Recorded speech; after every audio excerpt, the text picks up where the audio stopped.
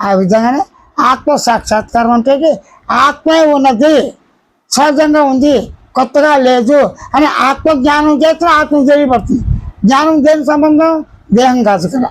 ఆత్మ ఉన్నది, స్వతసిద్ధం, అనుభవంలో ఉన్నది, ఎప్పుడూ ఉన్నది అన్న అవగాహనతో తెలుసుకుంటమే జ్ఞానం. ఈ జ్ఞానమే స్వరూపం.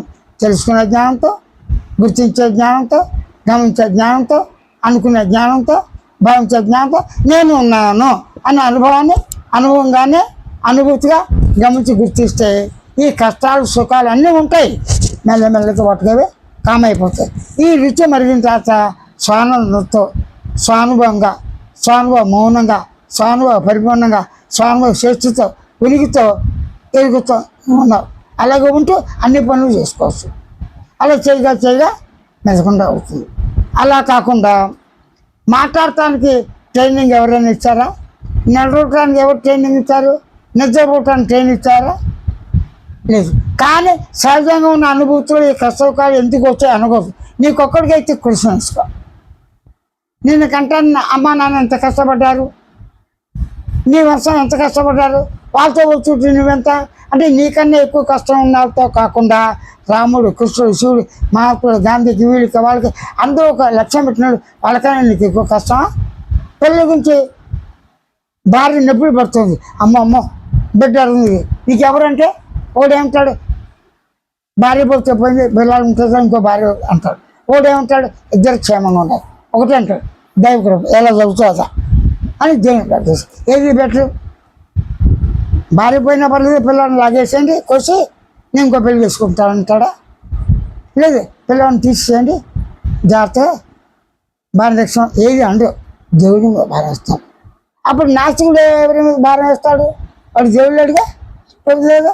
కానీ డాక్టర్ ఏదో పుణ్యం తీసుకోండి, వాడు ఎవరు ఏం ఉద్యోగం, నువ్వు దేవుని తెలుసుకో, బాబా గారిని తెలుసుకో, షిరిడి బాబా లేదా రాముని తెలుసుకో, ఖచ్చితంగా చదువుతుంది, నా మనసు అవుతుంది.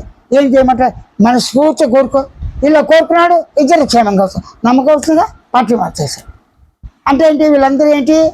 దేవుడు లేడు అన్నవాళ్ళు దేవుడు ఉంటారు, దేవుడు ఉన్నాడు ఎన్నాళ్ళు చేసినా దేవుడు లేడు, ఇంకో చోటు లేడు.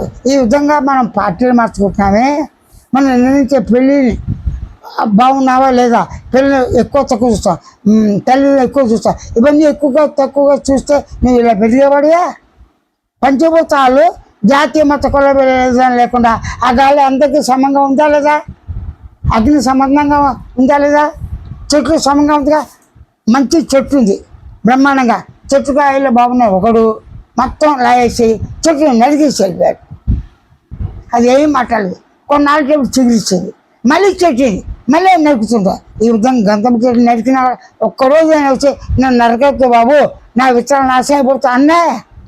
కానీ మానవుడు ఇంత జ్ఞానం ఇచ్చి చెట్లు నరికేశాడు, పంచభూతాలను కలుషం చేశాడు, పిల్లల్ని వాళ్ళని వీళ్ళని కష్టాలు పెట్టి స్వార్థంతో నేను నాదే బాగుంటాయి కదా కష్టాలు. నీకు తప్ప బయట కష్టాలు లేవా? ఉన్నాయి కదా. అప్పుడు ఏం చేయాలి? కష్టాన్ని ఎదుర్కోవాలి. మరి తల్లి నవమాసాలు మనిషి ఎంత కష్టాలు పడుతుంది, ఇవ్వటం చేతి తనకి బాధలేగా. కాబట్టి కష్టానికి బరవరాదు. జంతువులు కూడా కష్టపడుతున్నాయిగా ఊరికెళ్ళగా. కాబట్టి కష్టం సుఖం అనేది అందరికీ జీవ లక్షణం. ఈ కష్టకాలతో పాటు తన స్వరూపాన్ని గుర్తించాలి, ప్రతిబంధకం కాదు. ఏ విధంగా నేను మాట్లాడుతూ తినచ్చు, మాట్లాడుతూ నడవచ్చు, మాట్లాడుతూ చెబితే వినొచ్చు, మాట్లాడితే మాట్లాడకుండా ఇలా అనొచ్చు, అన్నీ చేయొచ్చుగా. అలా ఎరుగుతో గుర్తించి గమనించి తెలుసుకుంటూ అన్ని మాటలు వినొచ్చు, సమాధానం చెప్పచ్చు, నువ్వుగా ఉండొచ్చు. ఆ ఉన్నప్పుడు ఏమవుతుంది? నీకు స్వానుభవం సహజం అవుతుంది. ఉన్నది ఉన్నట్లుగా ఉన్నదని గ్రహించడం సహజ జ్ఞానం, సహజ గమనిక, సహజ శబ్దం, ధ్వని, భావం అని వరకు ఉండు.